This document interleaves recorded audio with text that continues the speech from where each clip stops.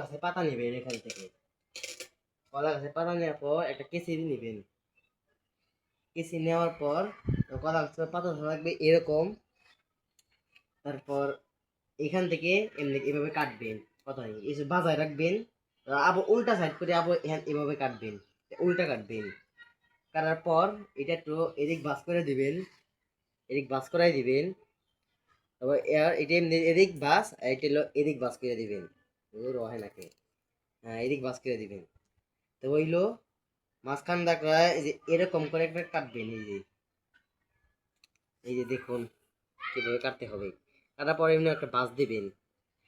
ভাঁজ দেওয়ার পর আবার এই কিনারে একটা কাটবেন, এই কিনারে একটা কাটবেন, মাঝখানে একটা কাইটে অর্ধেক কাইটে ফালাই দিবেন। এই যে আসলে কিছুই নেই, আপনাদের সময় নষ্ট করার জন্য একটা ভিডিও।